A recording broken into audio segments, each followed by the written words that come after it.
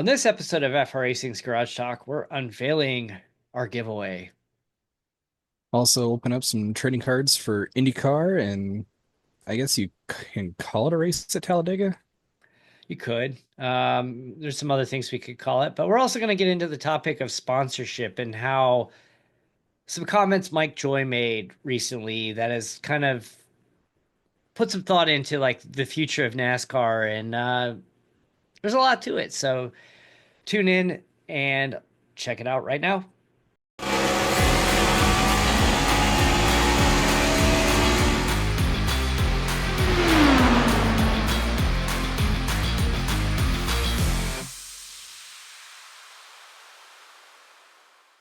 Welcome to an all-new FR Racing's Garage Talk. I'm DJ Flook. I'm Eric Richardson. And Erik is Miami, Miami, Miami. It's coming up. That's right. We'll be talking about that, previewing it later on. But first, we've got some goodies to talk about. If you are subscribed to the FR Racing Insider mailing list, you got an email earlier this week unveiling our annual giveaway, and we already have some entries in there. So if It's you're awesome. already on the people who are already on the giveaway or on the mailing list, not only have entered the giveaway already, but they got a bonus entry because they're already on the mailing list that will go away as of this show airing. So frracingonline.com/mailing list. But when you enter, you get on the mailing list anyway. Hey. So do you want to just do this now? Yeah, and I almost picked this up myself, but I thought it'd be great to have a giveaway for it. Yep. So we went with the Fender, the Tyler Reddick Fender last year, but this year we're back. That was fun and all. It was really cool, but we're back to a diecast by Mr. Look how young he looks. This is 2019 William Byron. Looks like he's about 12 years old. And that's not just any diecast, It is it? is. It is not just any diecast. This is a 2019 It's not like it's Exalt. made out of titanium or anything. No. And Mr. Byron would almost destroy it. It's a good looking car. Signed it. Oh, is that a signature? It is a signature. You got the little seal from Hendrick Motorsports on there, along with the certificate of authenticity for Mr. William Byron. This is a really good looking car. Got the the It's a the good looking car. flames throwback look. Gen 6 body on that. Looks good. So somebody at I the end of was that June, close to picking it up myself. but somebody at the end of June will be getting this bad boy shipped to you from me. As long as you enter the contest. So go to frracingonline/contest.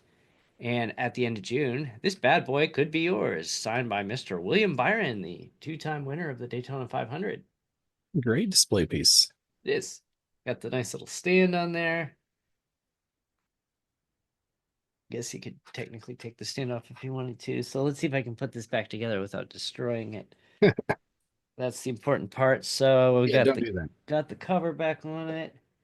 All right, let's get this back in the Make case. sure that authenticity stays in there. It's Yeah, well, important. it's the sticker is the authenticity. This is just a business card that says the sticker is the It is. authenticity. So, Mr. William Byron's autographed diecast could be yours if the price is Got right his enough. start in iRacing, He did. He is Mr. iRacing himself. which is kind of cool to go from racing on a computer to Daytona champion. I forget who it was, but somebody had a run in with William Byron in like 20, I don't know, 2012, 2013, somewhere around there. And I guess like Byron sent the guy an email after the race to express his displeasure with how he was raced. So Byron would have had to have been like, I don't know, 14 or 15 at this point. How old is he? Is he like 25, 26? He's not that old. 27. So if this would have been around 2012, yeah, that would have put him 14. about 14, 15 years old. That's funny. And I forget, I for the life of me cannot remember if it was anybody of any significance who this happened to, but they share this email and it's like, yeah, I got, lectured by a 15-year-old William Byron. It's when you keep in frame and like, hey, that guy emailed me. Anyway, William Byron, frracingonline.com/contest. And oh, by the Sign up. way, get some, you get bonus entries if you follow our other socials, click those links. Follow our socials, you get a bonus entry. If you follow like Stadium Scene TV on YouTube, you'll get a bonus entry. If you follow Stadium Scene on Instagram, you get a bonus entry. And subscribe to this. So the question that gets asked every year is, what happens if I'm already subscribed to you on YouTube or following you? It's fine. All you have to do is click the link to go to YouTube from the contest page.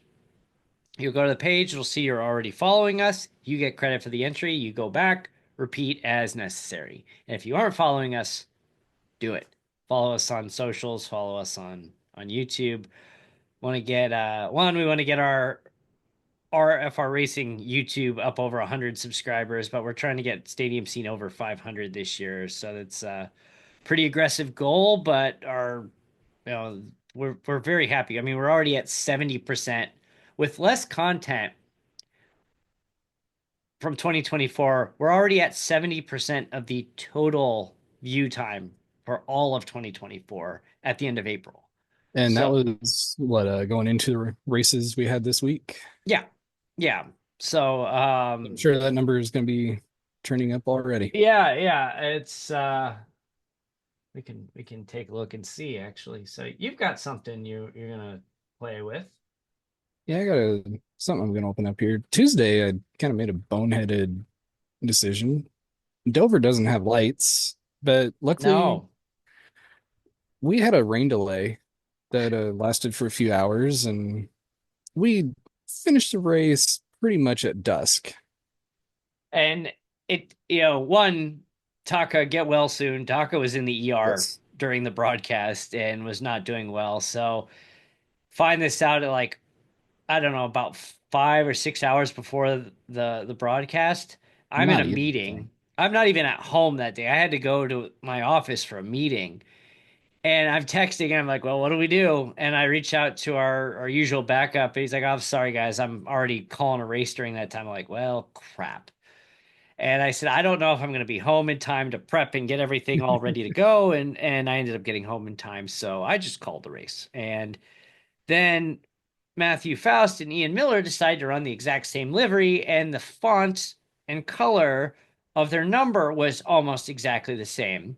So as the light is falling on Dover, I'm sitting here like this on the screen, like I think Which car is that's that? I think that's Faust, Matthew. I'm looking at the timing's delayed by just a little bit, so not exactly my best work, but And that was kind of a last minute thing too, because it was the Monster Mile 140. We did 140 laps at Dover, affectionately known as the Monster Mile. And then jokes about energy drinks started coming around, and I was actually threatening to show up in a Red Bull livery, and we ended up with several energy drink cars. And I ran the Monster. So it was kind of fun. all right, I won't make that so mistake again, but I actually enjoyed racing it with that light level. Made that track really grippy and fun. 20. Okay, so I'm looking at stadium scenes metrics for. Okay, so This is kind of funny. Made a joke to the drivers. I wonder if we're giving DJ a heart attack with how close the pack is racing and all the movement going on. not really. Well, I was like, this is. But the thing is, like, you guys didn't change place, very much. Ian and Matthew were kind of 1, 2. You and Lucas and Bill were kind of shuffled around 3, 4, 5, and then Derek wrecked. That was the first caution, but it didn't even throw. You had to manually throw that caution. I was I like, don't know what? why it didn't. We came Like, around the next why? lap and we saw debris on track and like, yeah, I'm throwing the caution. I think a lot of it, that early phase though, we were kind of just biding our time. We were just trying to turn laps and gain fuel mileage. That's what I was doing at least. But I think Dover is going to be a return track that Yeah, Indy Racing World Series will visit again. you get a few more people out there, and You put even just 12 cars out there and it's gonna get wild. 6 cars was a blast actually. And that's the thing with our league, we will have 3 cars or we'll have 20 cars. We are going to run it. And it's still going to be broadcast. I didn't, I'm just looking at the I always like when people on the shorts feed on YouTube, it gives you the thumbs up or the thumbs down.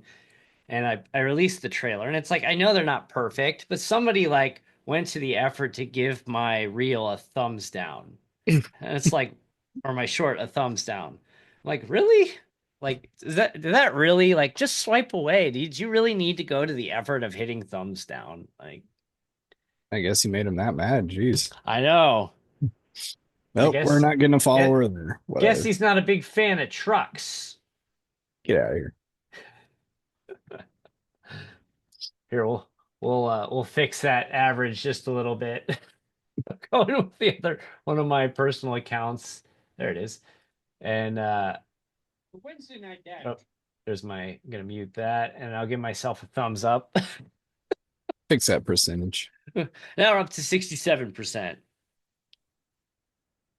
Yeah, so Wednesday night dash. Oh, are we gonna talk Wednesday night dash? Are you gonna go Oh, we can start talking it. yeah. Yeah, we're trying to like shorten things a little bit. It's like we did that hour Last and couple have been 45. We're long. like, what? And then last week we're like an hour and 25. I'm like, okay, that's better.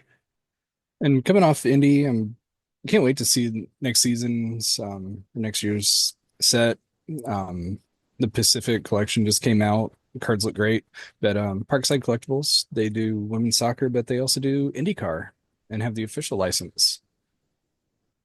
So I'm a card collector and like to open these up. Last one that I opened actually pulled a New Garden autograph. Nice. And you have not opened this one yet? Nope, this one is brand new, still got the plastic on it. So as we're talking Wednesday night dash here, I'm just gonna be going through. And that was a lot of fun. It's kind of like gambling, just see what you get. Hopefully an I didn't autograph. realize like how big of a thing it was where people will go on live streams and like open packs of trading cards. Oh yeah, it's It's like, huge. and the thing is like you would think of any of all things as like technology's kind of moved along that like the concept of the trading card would die, but it really hasn't. Like you still go to Target and buy the registers, they have a pretty decent collection of various sports I still get way too many. and yeah, Now, I card on the back, we need to give a quick shout out. Catherine Legg, Catherine Legg, yeah. All right. our good friend Andy Amendola. And full disclosure, we knew this was coming. We didn't know when it was coming. We were sworn to secrecy, but it's out now. So Yeah, it's great to see the social media post good response to it. that him and Catherine Legg published a book with Red Racer Books. Yep. So it's her life story as a children's book, and oh, I'm so unprepared. Yeah. Okay. It is called. That's what I thought. I wanted to get it right before I said it. It's Cat's Magic Helmet by Catherine Legg and Andy Amendola of Red Racer Books. And so she has her own podcast, Throttle Therapy. We should. So kind of doing. Hey, and Andy was on with her on her podcast the other day. I'll have to go back and catch that. Yeah, it's called her show is called Throttle Therapy, and on let's see, it was Monday. It came out. So her and Andy did an episode together. I have so many things going on during the day. I have trouble finding which way is up. If I can find time to put something on, I will. On the trading cards, you have Tops and Panini, which are your two big ones. things are changing up with Fanatics basically taking over everything of trading cards. So it is nice to see Parkside doing something, and cards are good quality. But So you have your what? base cards. So you got okay. So we got distracted with Catherine Lake. It's the first one. What else you got there? A lot of it, just the front ones are all your base cards.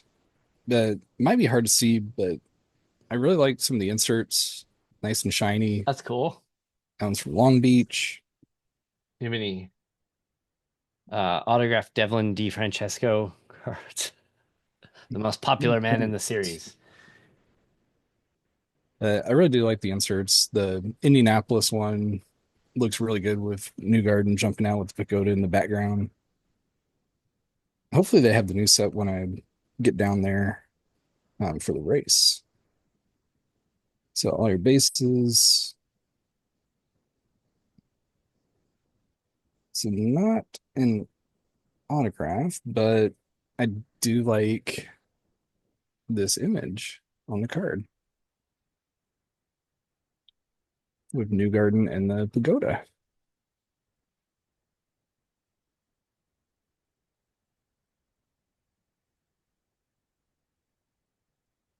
Now, does it come? Does that set come with an autograph card? It's not guaranteed. You might get a numbered card or an autograph. Everything is randomly inserted.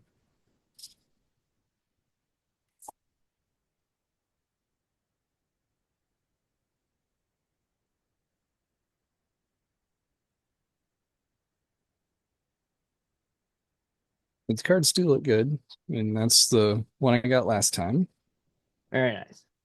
which is the Newgarden autograph. Then actually got lucky and won a giveaway that Parkside did, and That's actually right. included these two, Willpower and Roman Grosjean. Wow. And you got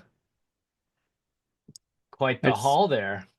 I just need to get Scotty Mack, and I have the whole Team Penske. There you go. Team So Penske. like their stuff. I know they do sell on TikTok Shop. Visit their website, look Parkside Collectibles, check them out. Oh man. And yeah, yeah. So when they sent the Byron autograph, they put a bonus item in there, which is usually some like older something in the box with it as the giveaway. So I got myself with a Bass Pro Shops Jamie McMurray Earnhardt Ganassi Racing koozie. That's a throwback.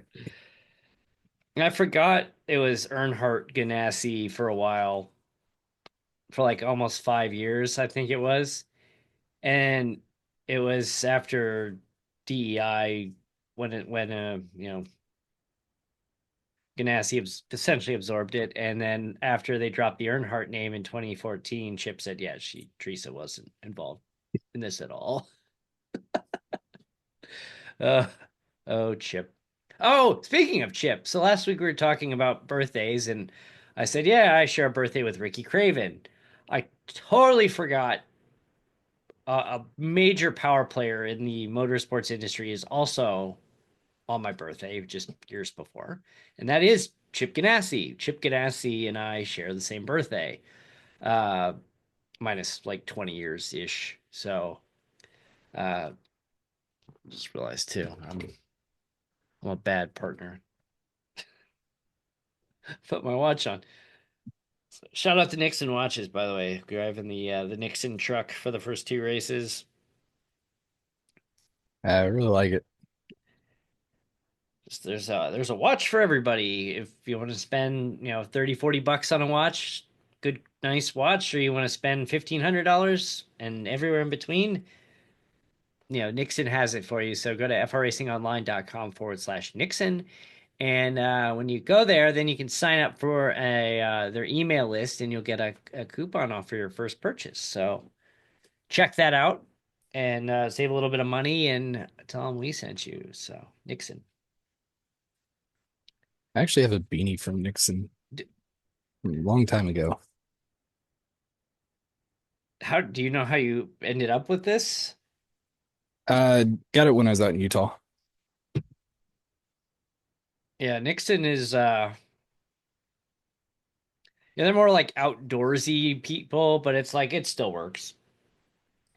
And so we're, happy to be a part of the Nixon family as we show off our watches and uh yeah, so real quick on Wednesday Night Dash, like I said, we're trying to keep things moving this week and went to Indy. I had a little bit of a wall scrape avoiding a wreck, and my front right wheel was damaged, but not enough to make force me to pit. I was a good second and a half off the pace for like the last 15 laps. Yeah, no meatball, but you got to keep going. I got to keep going, but my wheel was like at a 30-degree angle, and when I would turn, I'd get to one of the turns, I'd come off the throttle, and I took it very carefully. And I may have been able to push a little bit harder, but I wasn't going to test my luck because I had Just wanted to enough. make it to the end. I wasn't catching the person in front of me, and the person behind me had to stop for repairs. So I'm just like, let's just get through this. And but like I'm sitting there like 30 degrees, and I'm turning it. My wheels like straight up as I'm turning Indianapolis. But it's nice that like I survived a wreck because I've had so many of those where it just completely just total like ruins my night. I have to take a tow or I'm 2 laps down, and it's nice to survive one of those. I mean, my qualifying is still awful. Uh, the race times before I got damaged were not terrible. It just can't like I run race pace when I qualify, and I just don't feel comfortable pushing it, and that's been my problem. Yeah, it's finding that edge and not going too far and even just scraping the wall. I did that my second lap. Could have started 7 spots higher. A little wall scrape, and that was it. On my second lap, I just turn one was just I don't know why that is, but just turn one, I always have trouble with it, Indy, and Indianapolis turn one is an adventure. especially when you're coming up to the green flag and you've got all those cars packed together, and yeah, there's people running into each other, but we survived both the start and the restart, but it's like I would I'd be chasing a pack down. They'd pull away a little bit on turn one, but then I'd gradually like gain on them, I gain on them, I gain on them, and I'd be much quicker, two, three, four, but then I'd lose them again in turn one. I'm like, why can I not figure this out? Yeah, we were back to running stage break Just for this race. The cautions were phasing it through. This race, I would have really liked to have the cautions because we could have had a long run in there. I was going back and see how much that would have impacted. So, well, and the other thing too is, you have it's hard to like say apples to apples because we just came off of the stage break. We were only like a lap and a half in. Yeah, we weren't that far So, before. so like that could have been, a cold tires thing. There were a few little things here and there, but I think we would have only had one caution again had we stopped. I mean, granted, not having the stage break changes things, but I'm just partial. As we were getting towards the end of that stage break, I was really starting to move forward on trucks that were in front of me, and it's like, man, I needed like 5 more laps, and I could have passed a few more. the next week, Talladega, which will be the originator of the of our cautions in the league. Actually, it was Daytona where we made that change, but Talladega was, I think, the first time we actually ran a caution race in the series. But then Rockingham will be on a stage break, Bristol under cautions, Lime Rock Park, which no It just road course, runs. just runs 35 laps. IRP, which should be cautions. Oh, by the way, I won't be at the IRP race, so we got into a scheduling issue. Like we're running like one, two, three, four. We're running 5 races in a row without a break, which we usually like don't really do more than three typically. But we have Memorial Day right after that. People go to the 500. You're quite a few people we know go to the 500. So yeah, you included. We'll be there. So it's like Hey, come find me. I'll be sitting between turns 1 and 2 in that short shoot. so we've got 5 straight weeks of 1, 2, 3. Yeah, 5 straight weeks, and then we get an off week to prep for Lime Rock Park. And then after that is iRacing week 13, which we do not race because of the unpredictability of when the release comes out and how long will it take and does everybody have enough time to update before the race. So we just take week 13 off. Yeah, we've been bitten a couple times. Once Yes. the ARCA paints just completely got blown apart. We all had to run like default paint for ARCA race because they decided to change the visual model. Then the whole servers didn't even come back until like an hour before we were supposed to run on Tuesday. And it's like, Yep. yeah, we're gonna postpone this one. Yep. So we ended up having to postpone an Indy race. So it's just like if as long as we know how to count, which is debatable at times, we do not do week 13. So the following week I'm on vacation. So you're gonna have to yeah, you don't have to worry about stage breaks. So you At got the least caution. cautions are going, so I'll maybe I'll make a cameo in the broadcast booth or there you go. hey, listen to the Disneyland fireworks.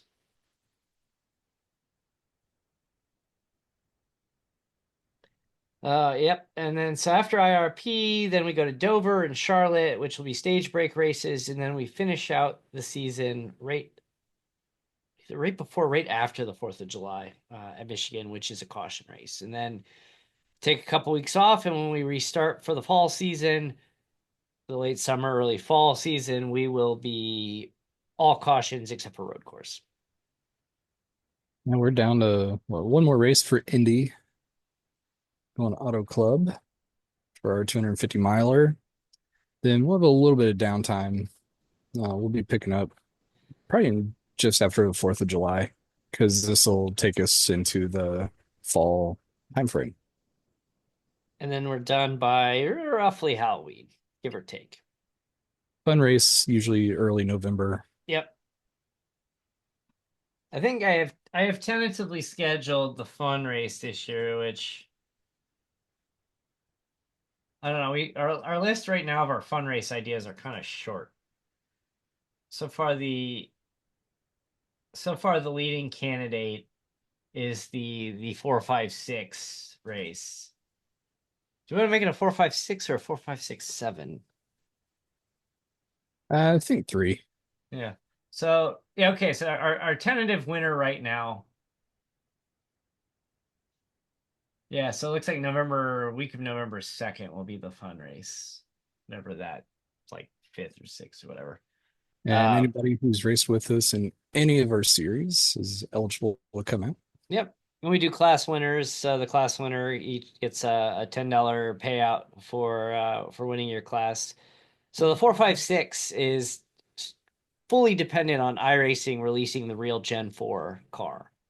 The Gen 4 they have now is not really a real Gen 4, but it would allow us to do the Gen 4, the COT, and a Gen 6 If we do multi-class that, I race. will probably go into the COT, because why not? I guess I have to see how the Gen 4 drives first. Uh, but we Almost oh snowed. man, you've done that a few times. Yeah, that's what happens when you use a kitchen table chair and not a actual chair that Actual. has support. Yeah, no desk chair with wheels. I'm gonna have to subsidize you a chair. Need wheel locks so I don't break and then fly backwards. Yeah, Be kind of fun. so the I'm so glad I'm into a fixed like sim now that I don't have to like line my chair up and then it's like this is too far away, this is too close, and then the chair slides when I try to brake and Yeah, I can't wait until I can do that. yep. So you hopefully not too much longer and you can bring Probably yourself about up to the a big year leagues. I'll do that. Speaking of big leagues, not ready to fully announce this yet, But I had some discussions with someone earlier this week, so we'll be, I guess, later this year, probably later this year, airing our first reality show, so to speak, with a fun It's twist. reality in terms of what's going on right now. So hey, I mean, the definition of reality show over the last 20 years is like become it's so so, skewed yeah, because reality shows are scripted. yeah, this won't be scripted. This will be truly unscripted and yeah, so I'm not, like I said, not ready to announce anything just yet, but I had a very productive discussion earlier this week with a certain individual, and I think this could be a lot of fun. So, And I think it will um, be too. also on a side note, I said last week I only got through one episode of First to the Finish out of six, and I said I will finish the other five by the next time we record, and I am proud to say I got through episode six. Um, I think the craziest thing about it is I started when we met Heather Hadley last year. I had not really watched a lot of MX5 Cup before. I've checked out occasionally, and yeah, there's like last year like Connor Zilic, who is a rising star in the world of NASCAR. Was an MX5 Cup driver part time last season, and but like you see like these incidents happening, and I start watching it, and then you see like the behind the scenes in the car, how the drivers react, and it's just like, wow, that's a whole different perspective going from watching it on TV to see how the drivers and the teams react in real time, the raw emotion and the profanity that gets dropped. And the You craziest don't let thing, up when you hear it.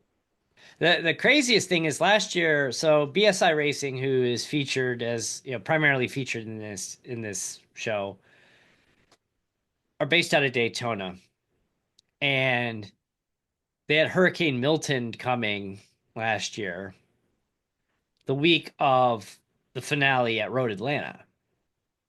So they're like booking it, working overtime to try to get the cars in the hauler out the door before the storm hits.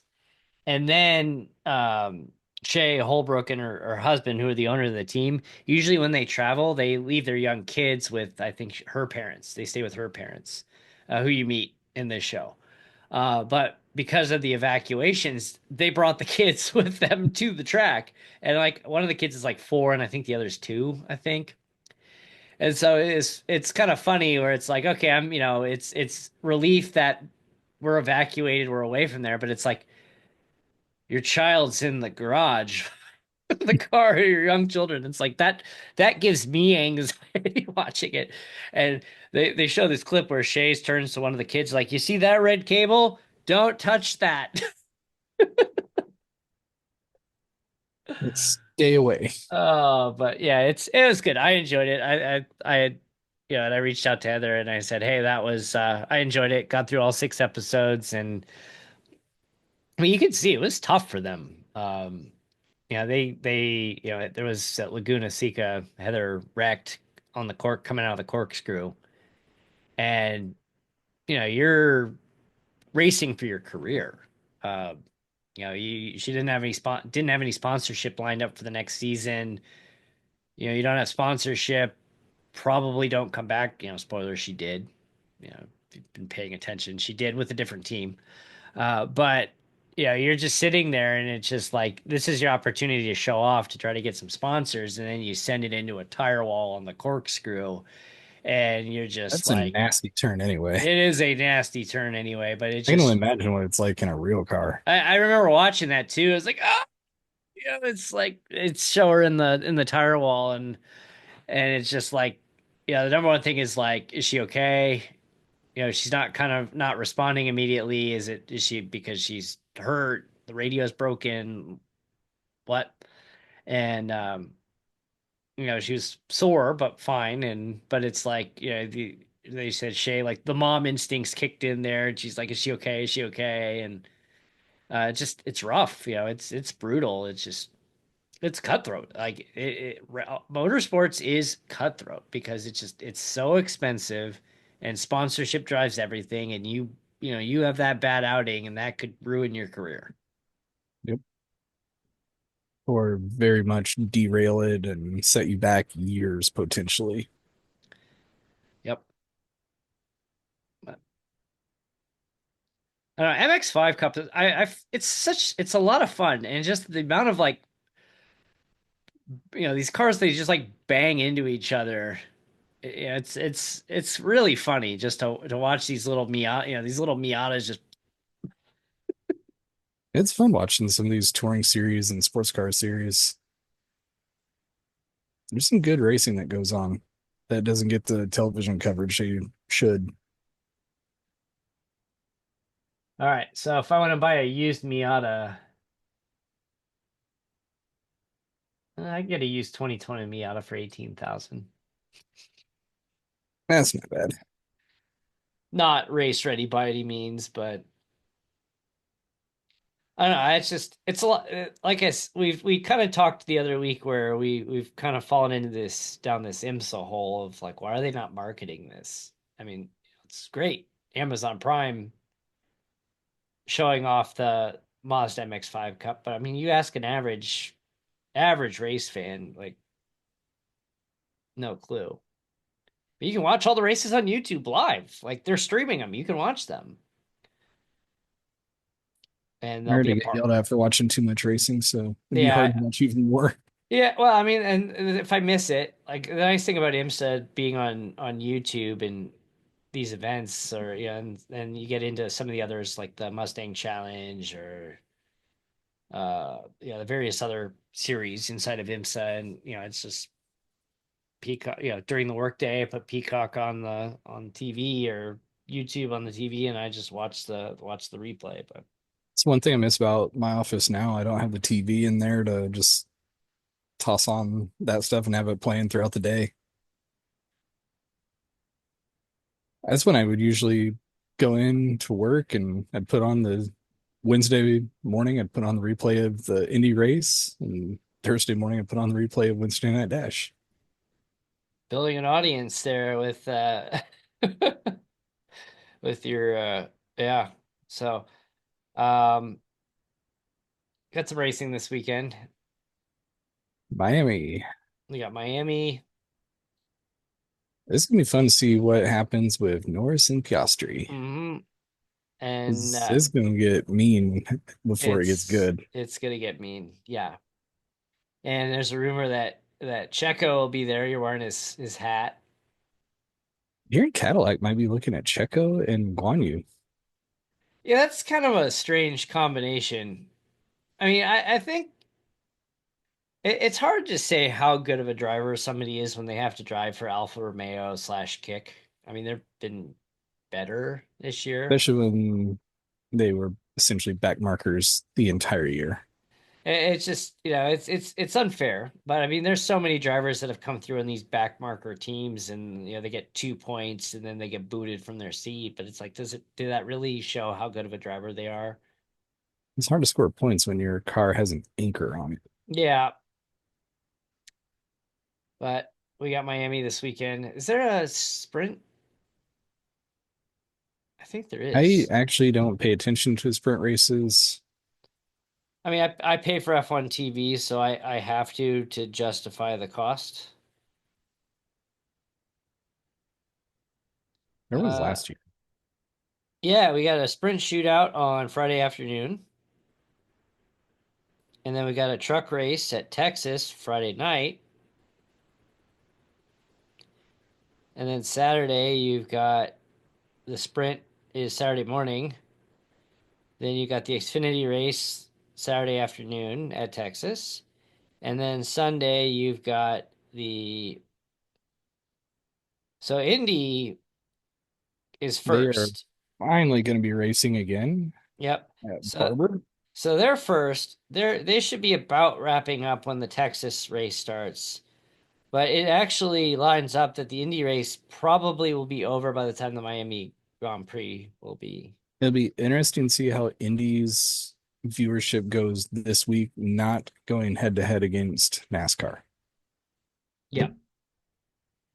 If it holds about the same, that's an issue. If it jumps up, then okay. So last races, yeah, you lost your NASCAR viewers. Oh, it's so unfortunate. Just the Indy they had the Indy live stream, which was put on. I don't think Fox produced it. I think it was IMS did that itself, or IndyCar Productions, whatever you want to call it. They couldn't spell Kyle Larson's name correctly, and then there was a news article where they referred to Kyle Kirkwood as what Kurtwood or Kirk, Kurt Kirk Kirkwood. Kirkwood.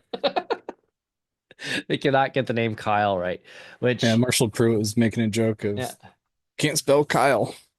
It's funny is my brother is named Kyle. And when he was born, my grandpa, for whatever reason, could not like grasp the name Kyle for some reason. And he was like, what's his name again? Cly? Keel? Cly. Yeah, it's my brother's name is Cly. But then my brother, when he was like looking for jobs, he changed the spelling of his name on Facebook so they like wouldn't find his Facebook account. That's a And good idea, actually. yeah, and so he spelled his name Sile, like Cuile. It was like he spelled, yeah, it was like Sile Fluky. It's actually a great idea. Is Yeah, employers they go through social media and see what you're doing. I have nothing to hide. I don't really care. Like if you get offended because I post about like iRacing stuff or a picture of my kids every once in a while, uh, yeah, I don't know what to tell you. Yeah, you won't find much from me other No, than your wife handles that. That's her yep. department. You will not find anything from me, and the pictures I have up are from about 20 years ago. The only recent photos we see of you on social media are promos for this show Yep. and stuff your wife posts and tags you in. Yep. That is it. I mean, when was the last time you actually logged into Facebook? Um, Usually I'm around it just because, but to really do anything, I don't touch it. Oh, Facebook. I have more postings by far on the racing account than I do my own Yeah. personal. Well, it's funny. Like I have a much bigger following of people there than I do on my yeah, personal. yeah. I mean, you have a personal account that you don't use, but your racing the account you created just for your racing stuff actually is now like I think we have the exact same amount of followers as my personal account that I've not really I like. think it's starting to push 500. Yeah, I've not tried very hard, and like I and haven't it's tried at all, just putting stuff. I have a few things I still got to post, but I haven't even put up my King of the Hill car yet. Some high quality propane. I almost said H2O, but oh, wrong movie. High quality H2O. NASCAR went to Talladega this weekend, and That was a show. We pretty much that predicted it. ARCA was kind of fun. I didn't watch a lot of it, I didn't but get a chance to watch anything but the cup race and kind of wish I'd done other things. I, I Although I did only get to fast forward it. I, So I only caught the end of the Xfinity race. Um, I was in and out with and caught a little bit of the ARCA race. The I did actually watch Cleetus McFarland. They had the in-car live stream, and I just really like this guy because like even though he's a character, like his name is like Garrett Mitchell. Like his name isn't even Cleetus McFarland. So like when he's entered in these races, he's done two now. He did Daytona and Talladega. He's entered as Garrett Mitchell because that's his legal name. But then they put Cleetus McFarland on the card and and but like you can tell like this guy's playing a character, but you can just see like the true like raw enthusiasm with how he he was having handles fun it. at Talladega. He was, and he on the in car he avoided a big wreck at the end, and down a cylinder, still managed to finish 10th in the race. And he gets by this wreck, and you just see him on the in car like super pumped in there. Yeah, And running 7 cylinders. It's great. it just it was so good. And he's not sure if he's going to do another race this year. He goes, I want to come back and do the Talladega Fall race, but I mean, he isn't sure. But I haven't seen the ratings yet for ARCA, but like the live stream on YouTube was just off the charts, and people are like, I haven't watched NASCAR in 20 years, but I'm watching for Cleetus, and I'm enjoying this a lot. But Neat characters like that. yeah, and Christopher Bell kind of commented on that, and I don't know if I get what he was trying to say, but he said that NASCAR has become too politically correct, and I don't think politically correct is the right phrase. Uh, I think it's more like not maybe not embarrass the sponsor, but like you're representing these sponsors. Sponsorship's getting harder to come by. Unless you're Denny Hamlin, who can, and he lost a big sponsor, which I don't think it was related to him. But yeah, I think a lot of it is these guys are hesitant to show any personality because they don't want to lose their sponsors. Yeah, it's grown up and it's not what it used to be. But the dollars going through the sport now are insane. Yeah. And when Mike Joy pointed out too, he was with Kevin Harvick last week, and he said that like NASCAR is not doing a very good job attracting the next generation. And part of the problem is when they shifted away from, he said with like the exception of Bush Light, these sponsors are no longer like consumer products. They're business, you're getting uniform companies that like, your employer buys their uniforms from. Yeah, they're getting like uh you look at some of these sponsors and you're like, what do they even do? When we were kids, You it's don't like, have the M&M's car, the Skittles car, no, the Mars is gone. Looking up, I mean, McDonald's is still, I guess McDonald's is still present, but I think a lot of that's because of Michael Jordan. But you don't have looking, all the beer rides anymore. Coca-Cola is still there. I mean, you don't see Coca-Cola cars. You've got Coca-Cola drivers with Joey Logano, who's like the classic showing off the Coke bottle as he's being interviewed. But you had the Cartoon Network cars and Kellogg's and Circuit City, Best Buy, Red Bull, which Red Bull's kind of come back a little bit. Tide, Home Depot, and Lowe's have gone the wayside of their NASCAR sponsorship after being there for a long time. Um, who am I missing? There's a lot of different ones that are just iconic, but you don't see anymore. No, no, and it's like, one of the examples they gave is like when you're trying to attract the youth of the world, is HendrickCars.com going to be that sponsor that excites the youth? Like, no, it's Build not. submarines. Build submarines. Yeah, that's gonna get the youth of Kroger. I guess Kroger, Honestly, I think Kroger's like the closest thing because they cycle those sponsorships of either the various chains or they have like various products that they cycle in and out. So I mean, there's And then still it's some hard too. The cars are going to go through 3 or 4 different liveries essentially throughout the course of a season. It's not yes. just one car all year. You one car Maybe you all get a Coke year. 6, you get your Yeah, special ride. yeah. Like you look at Jeff Gordon, and it was always the DuPont Chevrolet, and you might mix in. They had the Jurassic Park, they had the Pepsi. They'd sneak in there every once in a while. But typically it was a big race like Daytona 500, Coke 600. Because something like that was going to pull out the special paint scheme. But it's he said like the sponsors need to reconnect with the fans, and I don't know how you do that. Like these sponsors are like, I'm not getting my money's worth out here. The amount being focused on like how much ROI am I getting? My return on my investment am I getting by sponsoring NASCAR? I, it's almost one of those that goes hand in hand. You're having sponsorship issue, but you're also losing a big chunk of where your fan base has been. Because even this weekend, people were complaining about the Fox coverage. 7 laps to go, and let's go to commercial. Here's the thing that I've always questioned is well when it comes to sponsorships, and it's stadium naming rights.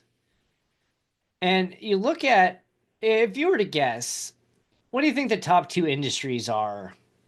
I'm pretty sure I know the answer. I will look it up, but I'm just curious if you think the same way I do. What do you think when you look at a stadium's naming rights in any big sport? What industry do you think, or industry or industries do you think are most commonly seen? Banking is up there. Yep. The other, I'm drawing a blank on stadium names because they change all the Change so time. often, yeah. So I still call White Sox Comiskey, even though that place has been Yeah. torn I mean down. it's banking slash financial. Um, but insurance is one of the other big Yeah, ones. And I guess airlines too. There's they're starting to like if you look at United some Center, American Airlines, Marina. if you There's look a at few out there. some of these brands that sponsor like you might know them because they're a bank, but like some of these are smaller banks or financial services company. Like the Columbus Crew, their stadium is lower.com field. What is that? Like I'm guessing it's a mortgage company.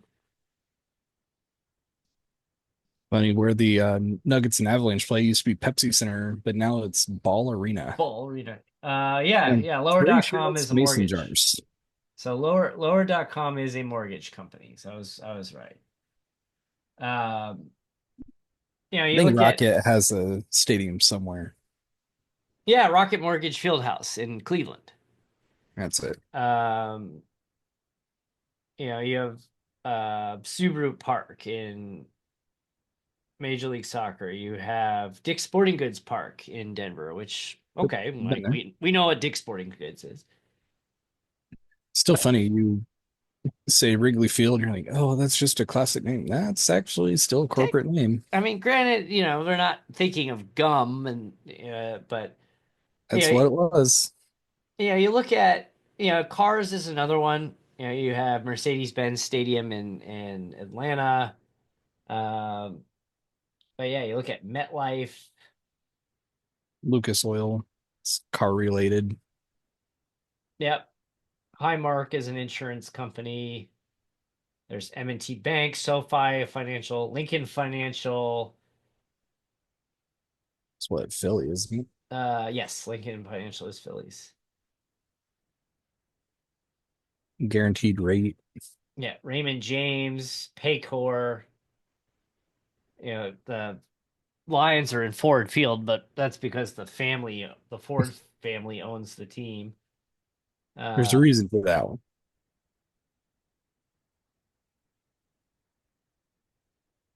America, right next door, Little Caesars. Those are the Detroit stadiums. remember when briefly Phoenix Raceway was ISM Raceway? I don't. It was it was it was like right when they started doing the renovation, and it lasted like 2 years. And then it was Phoenix International Raceway because it was part of the International Speedway Corporation. But then it became ISM, and then it just became Phoenix Raceway after that. But you don't, I mean, I guess Charlotte was Lowe's Motor Speedway for a while, but As lows. you don't really hear about sponsored NASCAR or auto racing venues all that often, at least in the major. Yeah, not the venues because it all just went to the races themselves. It's kind of wild that Charlotte was Lowe's Motor Speedway for the longest time. Think the Brickyard 400 actually ended up with the longest title there for a while. The Allstate 400 at the Brickyard, sponsored by Yeah, pretty much. the Los Angeles Angels of Anaheim, Orange County, California, United States, North America, Earth, Milky Way. Remember The, that? Remember that when they like they rebranded the Anaheim Angels to the Los Angeles Angels of Anaheim, yep. and then they're just the Los Angeles Angels. They're actually they I guess the lease It is used to up be on Angel. California It was Angels. the California Angels, yeah, but the lease is up on Angel Stadium coming up here soon. I believe the city of Anaheim owns and or operates it. And it needs little work. It's not terrible, but it needs some work. But it yeah, the mayor of Anaheim is kind of like, look, like you have nothing to do with Los Angeles. Let's just drop the whole. I mean, they're the Los Angeles Angels. They're the Angels Angels. Pretty But much. yeah, but Yeah, you get all that with the sponsors. But then what about the product that we watched? They were four wide there for a while in the first stage. They're just running to make fuel mileage. I think drivers are even getting tired of it. yeah, multiple They drivers the said, next gen car is not working. Elton Sawyer's like, we had 67 lead changes and 23 drivers. Well, you're running four wide. What do you expect to happen? yeah, a row falls apart, somebody else goes to the front. And if no one goes to help you, you're definitely going to get shuffled back. So you're not wanting to jump out and try and do anything. If you only have two cars, you're still going backwards. So they're at the end, they're running two wide, two Fords at the front. We don't want race manipulation by manufacturers. What do you think that was? They control the field at the front. You had Nobody wanted to 200 make a guys move. behind trying to do anything possible to shake it up, but I couldn't. I always get like in the last two laps of a plate race, I always get like this major anxiety because like you anticipate the big one is about to happen. And it almost always does, except for last Sunday. It did They not. ran 62 green flag laps to finish it out. As that like I can't even remember a time where that's happened where there haven't like outside of that pit road incident with Brad, Every now and again, you'll get a race that goes without the big one, but they're few and far between. very rarely. I couldn't tell you the last time. I couldn't place it, but I feel like I've really, since I've been watching NASCAR, I'm sure I've probably seen at least three or four go green, or maybe just a I mean, little maybe wreck. not on the last lap, but there's usually a big one with less than 10 to go. You either see it in the like first 20 laps, is it that nervous energy, but then again, they were racing, they were going. Fox got beaten up. All right, we got six to go. We're gonna go go to commercial. They are getting shredded right now. Although the director, that was his last race. Some We'll see argue if anything improves. some argue that his stubbornness is what's it, RD something. That he might be like partly to blame for Fox's coverage, and it's just his stubbornness and lack of willingness to adapt. And I wouldn't mind seeing the booth shaken up either. I don't feel like Harvick and Boyer work, No, I don't think so or at either. least work together. I mean, independently, they each of them have their moments. I And at don't least who, once race, I feel like they say some like usually Boyer says something that's like, oh, why are you don't say that in broadcast. the thing is like it's always been the thing with any professional sport where you have a former athlete in the booth. Because some of them end up having very, very good careers in the booth, some of them not so much. And many argue like Tom Brady, the analyst, was not very good. Um, However, you look at like John Madden, for example, John Madden, the player was a coach, moved into the booth. He has a whole video game franchise named after him. Um, I mean, there's a lot of like great commentators, and you look at like Benny Parsons is like the first one that comes to mind when I think of like NASCAR and former driver commentary. Benny Parsons is probably my favorite. You had BP and Bob Jenkins. They brought an excitement to the race. And You got DW up there yeah, too. Like, he had that goofy energy that was made it almost fun like to watch though. it was fun to watch, but it was like almost like comic relief at times, and sometimes you're just like, okay, DW, all right. Ned Jarrett was another. I mean, we're getting starting to push back years now, but Ned Jarrett was good too in the booth. I think he doesn't have a. The thing with Ned Jarrett is he did not have an announcer voice at all, but he made it work. And yeah, I really enjoyed Benny Parsons, and he passed away way too young. One of his kind of final moments was in Talladega Nights, and the unrated version of Talladega Nights. They have that reporter in the stands, and he's like interviewing people, and he's like, "I'm here with Larry Bird," and it's like this black guy. They got back That's and great. they're like, that was not Larry Bird. And Benny Parr's like, I think he might have had a stroke. Oh, what was that guy's name? The NBC guy, because he just passed away too, actually. Oh, we're drawing blank. Hopefully Uh, NASCAR figures something out. But I think there's actually starting to be a bigger push to let's get rid of these stage breaks. Let's get back to racing and Bill making Weber. mileage and yeah. Yeah, Bill Weber. He passed away back in December, and it was like a month and a half later after he died that's like, oh yeah, Bill Weber passed away. Like what? Like I've heard some stories that he was not the nicest of people, but But they got to figure something out. Because these plate races that are just cruising just to make fuel and give me a break. How about Toyota's not being able to be pushed? yeah, that So we saw it at Daytona. It was what Larson trying to push Wallace and Wallace was just getting all sorts of squirrely, coming up to speed after a break. Um, Hamlin pushing Bell, teammate, and just sends him into the wall. That was a hard hit. they announced they're actually going to change that. Yeah, they're going to reprofile that Yeah, wall yep. because it Which kind of sticks out and he knows straight into it.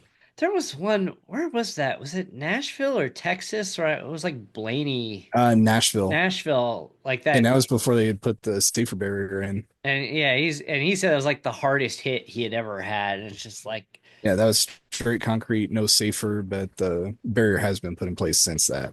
but it's just like you look at these tracks, and I get it. They're like they're angled out so like the safety vehicles can hang back there and get out there quickly as needed. But like when a driver goes head on into that, it's just like, oh God, who thought of that idea? And it's just that one crash every 30 races, and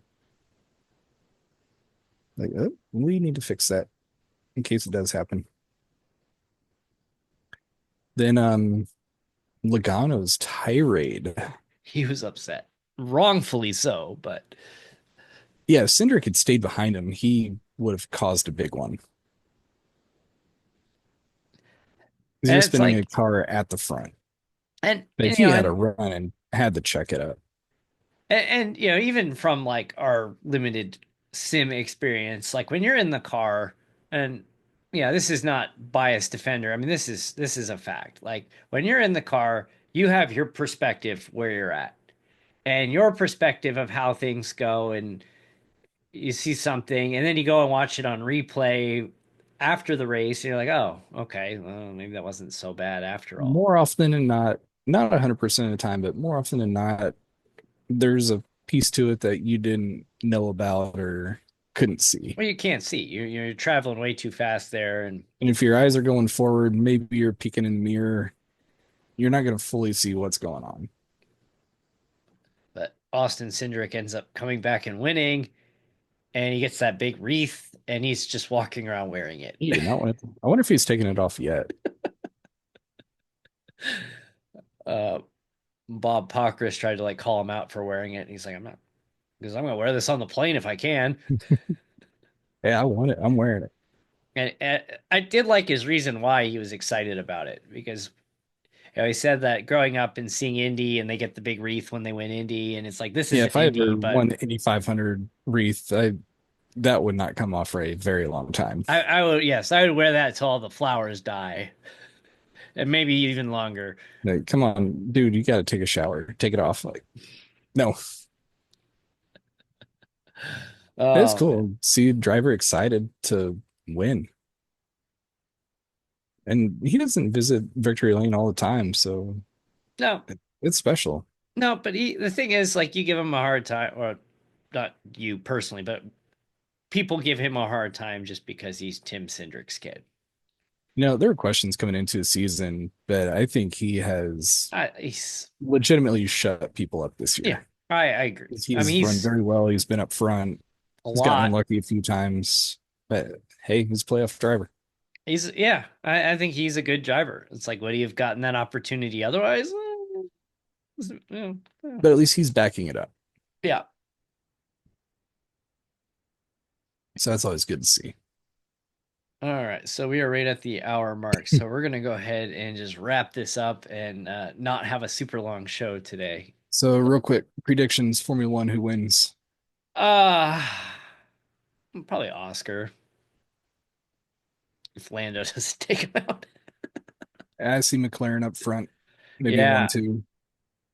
Be hard to tell, guess who wins. the NASCAR, NASCAR's at Texas.